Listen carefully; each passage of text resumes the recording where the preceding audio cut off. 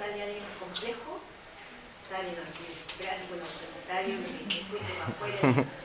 Y así, o sea, nos ha pasado a todos. Y seguirá pasando, pero mientras más reflexivos seamos, pero más prácticos seamos, como dice la compañera, hay otro cambio. Compañera. Para complementar lo que dice la compañera recién, por lo menos yo lo entiendo de ese modo. La pedagogía crítica no es una didáctica y no es una técnica, es una postura como pedagogas y pedagogos frente a este capitalismo devastador y qué queremos hacer, queremos transformar. Entonces, como partir un poco desde esa premisa también.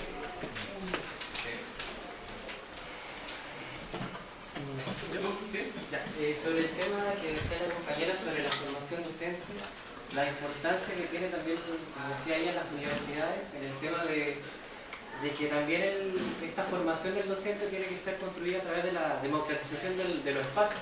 O sea, no podemos comprender una universidad esencialmente que no tiene su espacio de reflexión propia. Tenemos un modelo que, tal como lo decía Pinochet, muy notoriamente, en la universidad se viene a aprender y no pensar.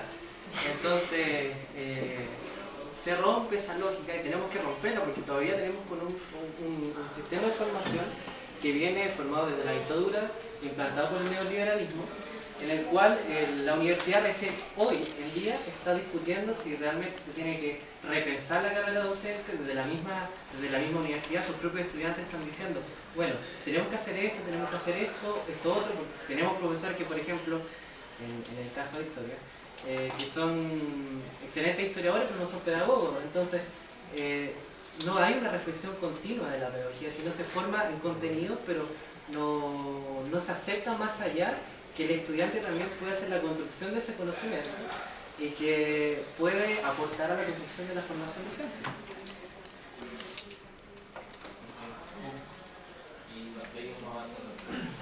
Sí, también complementar lo que decían las intervenciones anteriores. Hay un texto de un colega español: dime cómo evalúas y te diré cómo enseñas. Y en lo personal, también, la bajada que hace técnicamente el profesor, a mí me toca en la formación inicial y ser sumamente discípulo de Benjamin Bloom y conocer un tipo de evaluación solamente. Por lo tanto, si a lo mejor pensamos desde lo cualitativo de la investigación, nos encontramos con toda otra cara de la moneda, donde hay una gran cantidad de escenarios evaluativos sumamente auténticos. Hay, creo que mi respeto para la colega de lenguaje, ¿cierto? Premio Nacional, que trabaja la evaluación auténtica. ¿Ya? Eso también, que no les pase la cuenta, chiquillos, y que les vendan una pura evaluación. Hay todo, ¿no es cierto?, un mundo detrás, ¿no es cierto?, de la observación participante, de las rúbricas, de entrevistar alumnos, de las bitácoras, de los portafolios. Imagínense en arte, en música, ¿no es cierto?, que tienen la misma validez, ¿no es cierto?, que una estandarizada. Pero ¿qué es lo que prima? A lo mejor, y ahí con un criterio sumamente eficiente de la bajada ideológica, lo más rápido. Y cuando llegas, ¿no es cierto?, a tu labor de aula, viene el agobio laboral, ¿no es cierto? Por lo tanto, obviamente que se van tomando decisiones sumamente que contrastan, a lo mejor con que uno se viene a tomar aires nuevos, ¿no es cierto?, nuevas fuerzas. Yo mismo vengo de una jornada fija, entonces, ¿qué sacrifico? A lo mejor sacrifico lo que nos dice Salazar al principio: familia, deuda, ¿cierto?, pareja, etcétera, etcétera. Y a lo mejor la enajenación propia, ¿no es cierto?, si uno debe verlo así en la línea más marxista. Gracias por los comentarios. Avancemos los siguientes criterios que estarían siendo redefinidos al interior de la escuela bajo la lógica neoliberal. El tercer elemento es la refuncionalización del Estado. Y ahí subrayo el concepto refuncionalización, es decir, el Estado cumple nuevas funciones. No es que el Estado desaparezca, ni que el Estado no sea la institucionalización de determinadas correlaciones de fuerza, tampoco la renuncia que el Estado sea el principal órgano de poder, de dominación. Lo que pasa es que el Estado cumple nuevas funciones, nada más que eso bajo la lógica neoliberal. Y subrayo esa idea porque se ha planteado bajo determinadas corrientes ideológicas y políticas académicas que hoy estamos en la crisis del Estado y que por tanto nada se resuelve en función del Estado Y ese planteamiento tiene consecuencias políticas y también educativas fundamentales, ¿cierto? Si el Estado ya no está, ¿para qué vamos a apuntar hacia el Estado, a transformar hacia el Estado? Transformamos la escuela en sí misma, transformamos la sociedad en sí misma y por tanto un esquema de transformación general se vuelve de carácter utópico. Lo que se está planteando acá es la refuncionalización del Estado, es decir, el Estado bajo el neoliberalismo sigue funcionando como un instrumento de dominación de clase, de poder, pero con nuevas funciones. Y las nuevas funciones son básicamente impulsar, ¿cierto?, todo el proceso de privatización, darle un carácter legal, generar el marco a través del cual distintos actores, particularmente la burguesía, ¿cierto?, entra a estos circuitos de acumulación del capital. Una segunda característica de esta refuncionalización del Estado tiene que ver con el impulso de modelos de administración de escuelas bajo la lógica gerencialista, que tiene que ver con el empoderamiento de directores, por ejemplo, ¿cierto?, como los grandes líderes, y por tanto las problemáticas de la escuela se solucionan en función de lógicas empresariales, gerenciales, de toma de decisiones, y no en función del trabajo colectivo de las comunidades escolares. Y evidentemente eso está asociado también a un cambio exclusivamente tecnocrático, ¿cierto?, que es coherente con esta perspectiva epistemológica que describimos al principio, cuantitativa, de carácter positivista, que supone que identificamos determinadas variables y podemos transformar. Esta es la renuncia a una lógica sociocultural y de las dimensiones del poder que operan al interior de la misma escuela, ¿cierto? Eso queda oculto, no son elementos que se consideran para impulsar las transformaciones. De hecho, hay distintos autores que plantean que la renuncia a este enfoque precisamente permite explicar por qué hay tantas reformas educativas y esas reformas educativas no tienen ningún efecto en los objetivos que se han pretendido buscar, porque se desconoce lo que ocurre desde el punto de vista cultural y las relaciones de poder al interior de la escuela. Entonces se parte de premisas tecnocráticas erradas, externas. Una cuarta característica, ya habíamos adelantado algo, pero me parece interesante por lo menos pensar lo que plantea Marco Raúl Mejía. Quizás sería, a veces puede sonar un poco mecanicista, un poco causal, pero creo que tiene cierta coherencia al menos. Él dice que esta reformulación del mundo del trabajo se expresa también en la propia escuela, en su funcionamiento y su organización interna. Llega a sostener que, por ejemplo, esta idea de la producción justo a tiempo, que describíamos la lógica de la organización del trabajo, se traduce en la imposición en las escuelas de reducir a su máxima expresión las repitencias y las promociones, digamos, como mecanismo de eficiencia de los estudiantes. Y eso nosotros también lo sufrimos en la escuela, donde trabajamos con el EICER, los PME, tasas de aprobación, de reprobación. Bajo la lógica de este autor, esa política en particular obedece a un marco general del desarrollo del capitalismo que estaría impactando en la propia escuela. Otro elemento importante es la lógica de la calidad total, como elemento propio de la producción post-fordista que también se implanta en la escuela, que se asocia precisamente en que la calidad de la educación, no definida bajo este enfoque, es una responsabilidad de la comunidad en sí misma, de toda la escuela, es decir, de todos los profesores, del equipo directivo, etc. Y no solamente recae en una lógica más técnica. Y finalmente la lógica del trabajador flexible, que es propia del mundo de la organización del trabajo post-fordista. Y eso se traduce en la flexibilidad de los contratos docentes y la flexibilidad salarial en los profesores, donde prima en las remuneraciones el aspecto variable, los bonos por desempeño, las evaluaciones individuales, ¿cierto?, etc. Entonces, por lo menos bastante coherente, pienso yo, pensar cómo efectivamente las transformaciones que vemos en la escuela tienen cierta coherencia con esta reestructuración del postfordismo en la organización del trabajo que opera a nivel del capital. Una quinta característica es lo que el mismo autor denomina la despedagogización. ¿Qué quiere decir con esto? Que hay un reduccionismo de la comprensión de la pedagogía a un enfoque extremadamente tecnocrático, que asume que la pedagogía no es nada más que enseñar determinados contenidos. Y por tanto, la formación de profesores carecería de toda perspectiva epistemológica, carecería de toda concepción educativa en particular, carece de toda concepción crítica, obviamente, Y lo que requieren los profesores básicamente es una comprensión de cómo funciona el aprendizaje de la escuela en los estudiantes y por tanto se traduce incluso en una especie de psicologización del aprendizaje. Hay que entender muy bien cómo se crea el aprendizaje y ahí queríamos un poco los elementos explicativos para que los profesores puedan entender. Pero esta dimensión general, es decir, bajo qué concepción de la sociedad, ¿cierto?, se fundamenta esta formación de los docentes, qué concepción pedagógica yo tengo, qué concepción de ser humano tengo, son elementos que no tienen valor en la formación de los profesores. No importa que carezcan de todo eso. De hecho, si nos vamos a los estándares de la formación de los profesores que están hoy en día en el Mineduc, adolecen de todos esos elementos. Los profesores no tienen concepciones epistemológicas de enseñanza ni filosofía. Una cierta característica es lo que hay un autor argentino, Donaire el apellido, que tiene un texto muy importante que se llama Los educadores, los profesores en el siglo XXI, en donde indica que hay una tendencia general asociado a los profesores, asociado al neoliberalismo, obviamente, tiene que ver con la idea de la categoría de proletarización, ¿cierto? La proletarización se expresaría en el mundo de los profesores bajo dos perspectivas, una proletarización técnica y una proletarización ideológica. Por proletarización técnica significa que el profesor pierde el control del trabajo en sí mismo al interior del aula, de los medios incluso para poder trabajar.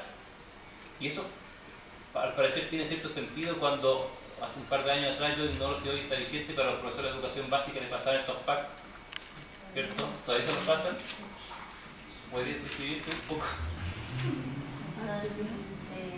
Sistemas, una batería de materiales que las escuelas que salen mal evaluadas o que no logran los objetivos que habían planteado en su plan de mejora, se les dice, tome, usted como es mala escuela, tiene que hacer esto.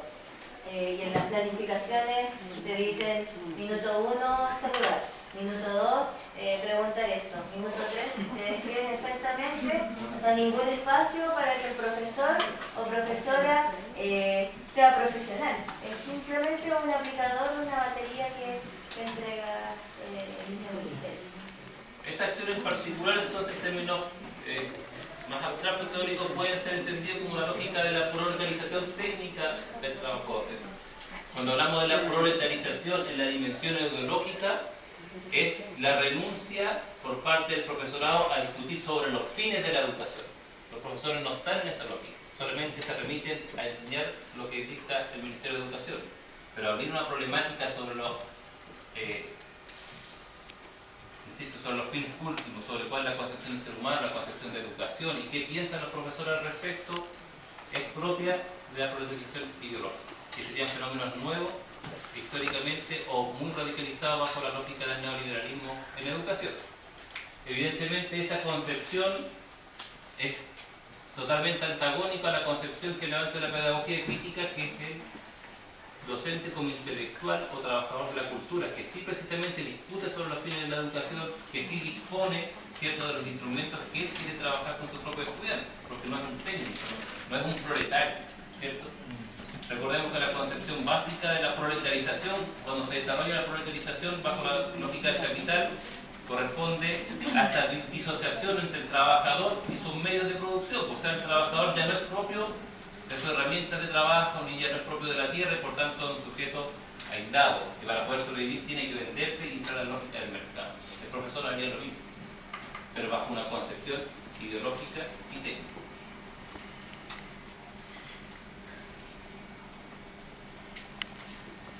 Hemos visto entonces tres niveles. Primer gran nivel, la reestructuración general del capitalismo a escala global. Segundo nivel, cómo bajo esa reestructuración general del capitalismo se redefine la propia escuela en coherencia con esta reestructuración general. Y ahora vamos a ver brevemente en unos 5 minutos cómo podemos ejemplificar de manera concreta y real opera todo este esquema en Chile. Podemos coger muchos ejemplos. Yo voy a tomar un caso en particular. Esto no es solamente una cuestión abstracta, teórica, sino que se hace carne a través de los imperativos de la OCDE en Chile. Cuando nuestro país decide entrar, ¿cierto?, a esta organización, se somete a distintos estudios y la OCDE al menos hace 7, 8 estudios en educación y se plantea una serie de diagnósticos.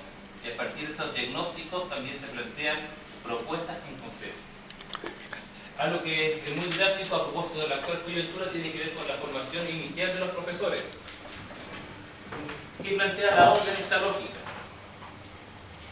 Bueno, recordemos que estamos entendiendo la OCDE como una institución propia de la reformulación del capitalismo neoliberal. El capitalismo neoliberal tiene una particularidad, ¿cierto? Una novedad histórica, y esa novedad histórica es la emergencia de estas instituciones con poder a nivel internacional que aplican la agenda neoliberal.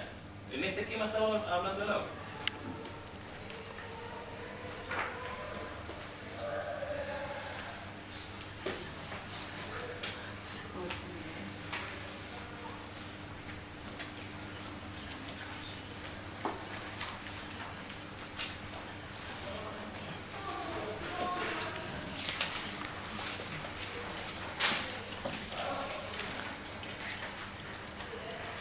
Veamos entonces, el objetivo es ver cómo efectivamente el capitalismo está actuando en esta lógica en Chile en la formación de los profesores. En el año 2011 la OCDE planteaba la siguiente tesis, decía: las consecuencias de la deficiencia del sistema educativo juegan a favor de un sistema educacional de baja calidad y por consiguiente de un eventual estancamiento de la competitividad internacional del país. Si uno va a los proyectos de reforma educacional, es lo mismo. Se está impulsando una reforma educacional en la lógica de generar una competencia, una mayor competitividad en los mercados internacionales de Chile. Si Chile quiere estar en la lógica de una mayor competitividad a escala internacional, necesariamente requiere modificar el sistema educativo. Bajo estos supuestos, la OCDE plantea, comillas, incrementar la calidad y equidad de la educación será una pieza fundamental para mejorar la productividad de la fuerza laboral chilena, así como para reducir la desigualdad. En particular, agrega, se necesita una mejor formación de profesores. En 2004 planteaba, comillas, los antecedentes de las evaluaciones nacionales e internacionales indican que el tema de la formación inicial de los docentes es, en la actualidad, el principal problema en relación al magisterio. Entonces tenemos un diagnóstico claro por parte de la OCDE. Chile está en la lógica de la economía de mercado en un proceso de estancamiento. La matriz productiva no se ha logrado diversificar. Recordemos que el proyecto de los neoliberales era generar un capitalismo con vocación exportadora de materias primas y hoy eso fracasó. Más del 50% de las exportaciones todavía están en manos del cobre. Bajo esa lógica, Chile pierde competitividad y lo que hay que hacer es precisamente reimpulsar esa competitividad a escala internacional, y eso se lograría, bajo la lógica de la OCDE, impulsando cambios educativos. Dentro de los cambios educativos, un pilote fundamental, un pivote, en la formación de los profes. Este es el diagnóstico, ¿cierto? Miren la propuesta. Las propuestas son: el débil nexo entre las reformas, bueno, esta es la síntesis del diagnóstico, disculpen. El débil nexo entre las reformas y la formación inicial de los profesores ayuda a crear una brecha de capacidad mayor en la fuerza docente. Esto pone a la mayoría de los estudiantes del país en clases con profesores que, no por culpa propia, han sido preparados inadecuadamente para enseñar matemáticas, lenguaje y otras materias al nivel requerido por el nuevo currículo chileno. Las recomendaciones serían: las instituciones deberían introducir formas de evaluación más rigurosas del trabajo teórico y práctico de los estudiantes de pedagogía, conducentes a una certificación para la cual estén preparados como una prueba de nivel de formación alcanzado por los estudiantes. Específicamente, los egresados debieran ser evaluados en conocimiento de contenidos y en términos de su habilidad para enseñar el currículum requerido. Eso es la prueba inicio. ¿Sí? Concretamente, lo que propone la OCDE es que los futuros profesores se les debe aplicar una prueba para certificar, es el concepto que utiliza, certificar, ¿cierto?, si están bien preparados o no. Y la certificación obedece a una lógica de evaluar los contenidos. Por lo tanto, hay una devaluación de la práctica pedagógica, no importa la experiencia en el aula, sino que una concepción de conocimiento abstracto y teórico. Bueno, con este ejemplo quería cerrar un poco la sesión del día de hoy bajo la lógica de que esta caracterización general adquiere forma, adquiere institucionalidad, adquiere historicidad, adquiere viveza, o sea, una cuestión que nos impacta a nosotros ahora en esta misma sala de clase. No es una cuestión abstracta lo que estamos discutiendo, sino que son los fundamentos teóricos de la redefinición de los sistemas educativos y de la formación de los profesores, que está siendo precisamente impulsado por las instituciones que aplican la agenda capitalista, que es la otra. ¿Sí? En resumen, para ir cerrando y de ahí abrir un espacio de diálogo, hemos dicho que si queremos entender las distintas concepciones educativas que están en la base, un esquema posible podría ser una concepción epistemológica instrumental, racionalista, que busca el control, la eficiencia, que hoy está en nuestra escuela, y una lógica totalmente antagónica que es la concepción de la teoría crítica. Nosotros hemos optado por la concepción de la teoría crítica, que supone que comprender la educación y la escuela necesariamente requiere entenderla en su conexión global. Dado que hoy estamos en un esquema general del capitalismo neoliberal, lo propio es caracterizar el neoliberalismo en sus fases particulares y actuales. Bajo esa caracterización dimos un paso más y describimos cómo esa reformulación del capitalismo impactó en la escuela con elementos propios. Y finalmente dimos el último paso en relación a que esta agenda se está aplicando en Chile, y un dato concreto para fundamentar y respaldar esa tesis es precisamente lo que la OCDE sugiere para la formación de los profesores, y que hoy el gobierno de Piñera pasado y el gobierno de Bachelet están impulsando en esta reforma de carácter neoliberal con la formación de los profesores. Entonces está en juego, concretamente dicho en otros términos, si nosotros y los estudiantes se ponen a discutir el tema de la prueba edilicia, está en juego una lucha en contra del capitalismo en la educación. No es una lucha solamente sectorial y universitaria. Estamos enfrentando a la agenda capitalista en la educación. Llegamos a esa conclusión precisamente porque asumimos el enfoque de la teoría crítica. Porque si no asumimos el enfoque de la teoría crítica, este esquema general no se nos presenta. Eso es lo que queríamos compartir, algunas reflexiones para las primeras sesiones. Antes de dar el paso, la próxima clase hay una lista, es necesario que todos tengan la lista porque se van a enviar por correo 2 o 3 textos básicos de Friedman para discutir las tesis de Friedman. Lo tercero, la última clase está pensada solamente en un solo bloque. El segundo bloque no lo tengo pensado, que es precisamente sobre la pedagogía crítica. Por tanto, sugiero y solicito que la próxima semana nos demos un par de minutos y en conjunto elaboremos la segunda parte y final de este curso. ¿Les parece? Vamos pensando, hacemos un taller en la segunda sesión, cómo hacemos el taller que nos interesa. Entonces la primera parte de la pedagogía crítica se haría un esquema general, el segundo lo definimos entre todos y todos. ¿Se ofrece la palabra para el cierre? ¿Estamos bien? La lista está por ahí. ¿Todos se inscribieron?